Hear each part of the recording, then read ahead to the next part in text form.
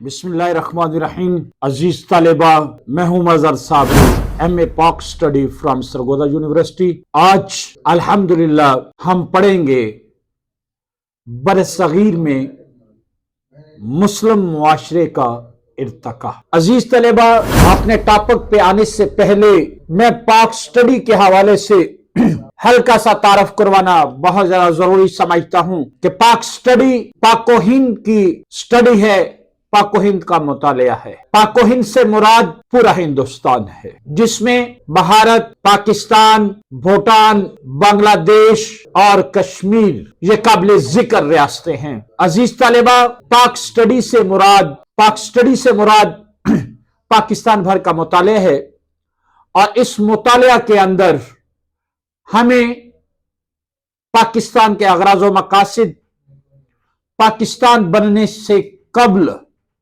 اسلامی تاریخ، پاکستان بننے سے پہلے دو قومی نظریہ، پاکستان بننے سے پہلے برصغیر پاک و ہند کے اندر مسلم معاشرے کا ارتقا کیسے ہوا، وہ جاننا بہت زیادہ ضروری ہے۔ برصغیر پاک و ہند ایک ایسا خطہ ہے جو اپنے وسیع و عریض زرخیز میدانوں، بلند و بالا پہاڑوں، کھیتوں کھلیانوں، باغات اور سبزہ زاروں، ریگزاروں کی وجہ سے اپنی مثال آپ۔ برصغیر پاک و ہند کے اندر اسلام کی ابتدا اسلام سے قبل ہو چکی تھی۔ عرب تاجر اپنا سامان تجارت لے کر ہندوستان میں آتے اور یہاں پر تجارت کر کے بہت زیادہ اشیاء یہاں سے خرید کر عرب میں جاتے اور عرب کی منڈیوں میں فروخت کرتے تھے۔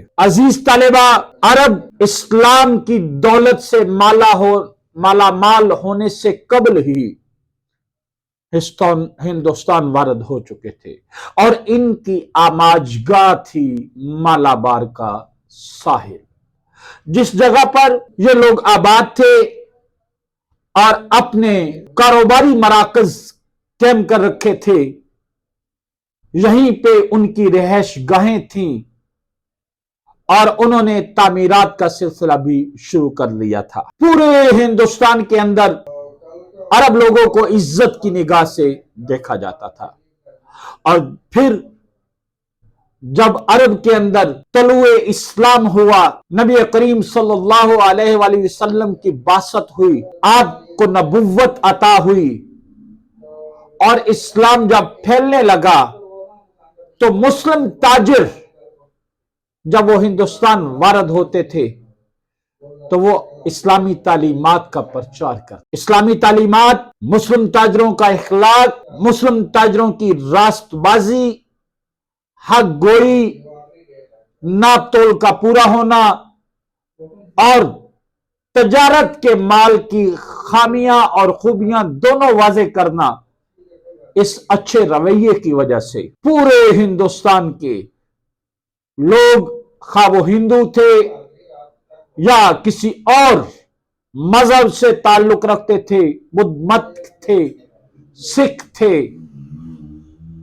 عیسائیت کے ماننے والے تھے، وہ سبھی لوگ عرب تاجروں کی اور مسلمان تاجروں کی عزت و توقیر کرتے اور ان کو عزت کی نگاہ سے دیکھا کرتے۔ سید اصغر علی شاہ صاحب اپنی کتاب تاریخ پاکستان کے اندر رقم تراز ہیں، فرماتے ہیں کہ عرب کے ان لوگوں کو موپلا کہا جاتا، اور ہندوستان کے لوگ اپنی لڑکیوں کی ان گھرانوں میں شادی بیاہ کرنے پر فخر محسوس کیا۔ یہی وجہ تھی کہ ان کو موپلا کہا جاتا تھا، یعنی دلہا بھائی والے۔ یہاں کے راجا، جن کو سامری کہا جاتا تھا اور اس کا اصل نام پیرو مل تھا، اسلامی تعلیمات سے متاثر ہو کر اسلام قبول کیا اور عبد الرحمن کے نام سے مشہور۔ کچھ عرصے بعد عبد الرحمن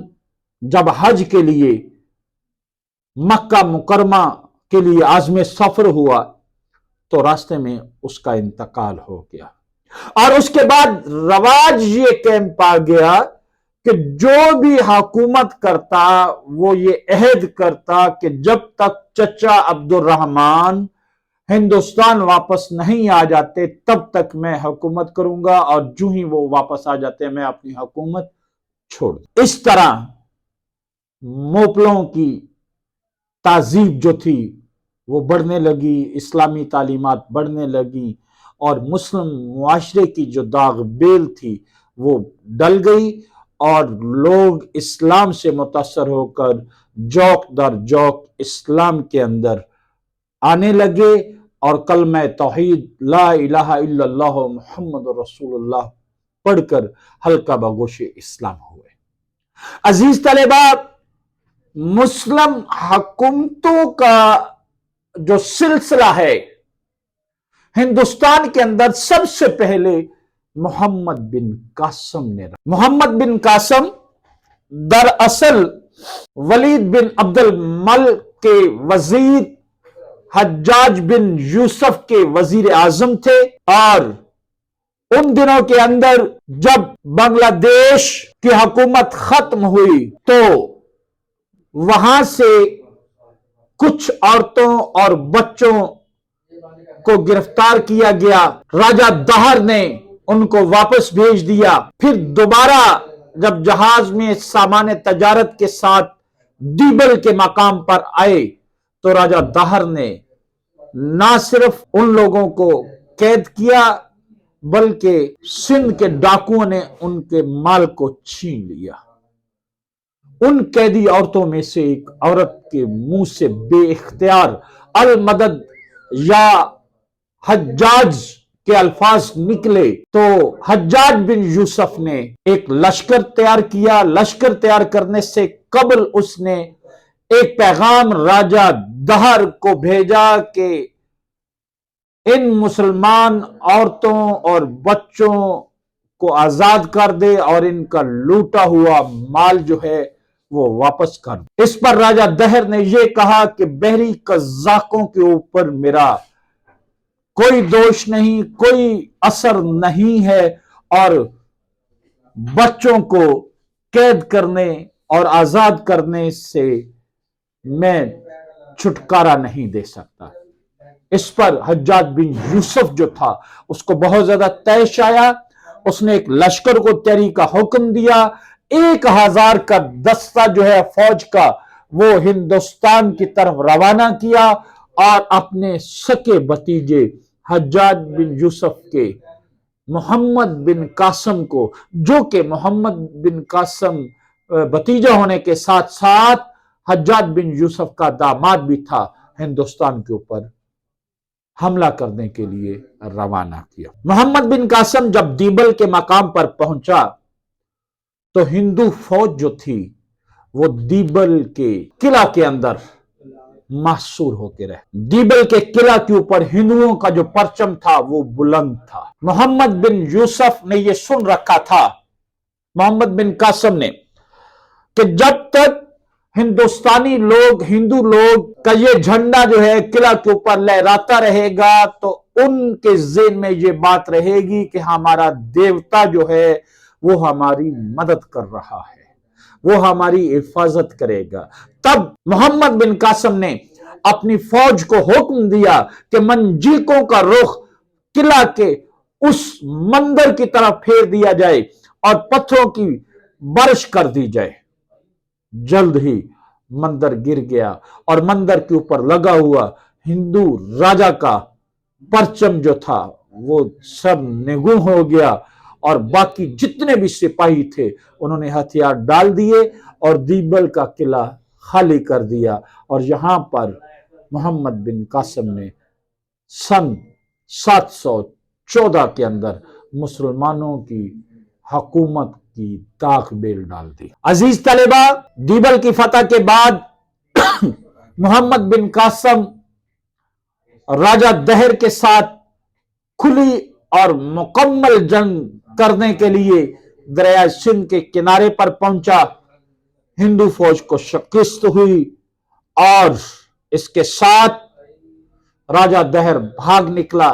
محمد بن قاسم کی فوج نے اسے پکڑ کر موت کے گھاٹ اتار دیا، اور یوں راجہ دہر کا نام ہمیشہ ہمیشہ کے لیے ختم ہو گیا، اور اس کے بعد محمد بن قاسم نے ملتان کے اندر اپنی حکومت کی بنیاد مستحکم طریقے کے ساتھ رکھ دی۔ محمد بن قاسم کی حکومت جو تھی وہ صحیح طور پر اسلامی تعلیمات کے مطابق تھی۔ محمد بن قاسم نے اپنی حکومت کے دوران جتنے بھی ہندو اور دیگر مذاہب کے لوگ تھے ان کو مکمل طور پر مذہبی آزادی دے رکھی تھی۔ ہندو اور دیگر مذاہب کے لوگ اپنے مقدس مقامات، مندر اور گردواروں کو جو چندہ، مال، رقم، اناج دیا کرتے تھے وہ بدستور قائم رہا۔ محمد بن قاسم کی حکومت کے دوران پورے ہندوستان کے اندر غیر مسلموں کو ذمیوں کی طرح تحفظ دیا جاتا تھا۔ ان کی عزت، ان کے مال اور ان کی آبرو کی حفاظت مسلم حکومت کی ذمہ داری تھی، اور مسلمان فوج کو یہ تاکید کی گئی تھی کہ کسی سے بھی لگان وصول کرتے ہوئے، ٹیکس وصول کرتے ہوئے زیادتی نہ کی جائے، کسی کے ساتھ ظلم نہ کیا جائے، کسی کے ساتھ ناانصافی نہ کی جائے۔ اسی دوران جب ولید کی حکومت کا خاتمہ ہوا تو محمد بن قاسم کو واپس بلا لیا گیا اور بعد میں قید خانے میں ڈال دیا گیا، اور اسی قید خانے کے اندر محمد بن قاسم کی موت واقع ہوئی۔ یاد رہے کہ محمد بن قاسم کے جو وزراء تھے، جب ان کو مرکز کی طرف سے حکم ہوا کہ آپ واپس بغداد پہنچیں، تو انہوں نے کہا کہ آپ جب واپس جائیں گے تو آپ کو قتل کر دیا جائے گا یا قید خانے میں ڈال دیا جائے گا۔ تو محمد بن قاسم نے ایک بڑے خوبصورت اور سنہری الفاظ بولے تھے کہ مجھے اپنی موت کی فکر نہیں، مگر اطاعت امیر سے بھاگنا میرے شعار میں شامل نہیں ہے۔ اطاعت امیر جو ہے وہ کرنا مجھ پہ لازم ہے، اور ویسے ہی ہوا جس طرح محمد بن قاسم کے مشیروں نے ان کو۔ محمد بن قاسم کی حکومت کے بعد تقریباً 300 سال تک ہندوستان کے اوپر کوئی حملہ کرنے کے لیے حملہ آور نہ آیا۔ اس کے بعد محمود غزنوی، سلطان محمود غزنوی جو غزنی کے رہنے والے تھے اور افغانستان کے حکمران تھے، انہوں نے ہندوستان کے اوپر حملے کرنا شروع کیے، مختلف علاقوں کے اوپر حملے کرتے رہے۔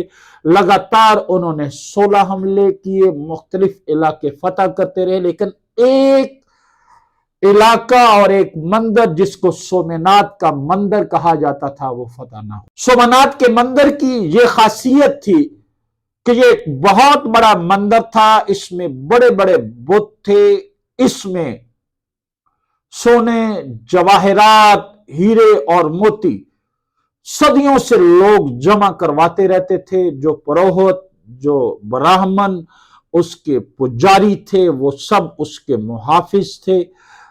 محمود غزنوی نے ایک بھرپور حملہ کیا، اور 17واں حملہ، اور بالآخر جب سومنات کے قلعے کو فتح کر لیا تو ہندو جو پروہت تھے، ہندو مجاور جو تھے، ہندو پجاری جو تھے، انہوں نے کہا کہ آپ منہ مانگی رقم لے لو لیکن ہمارے بتوں کو نہ توڑو۔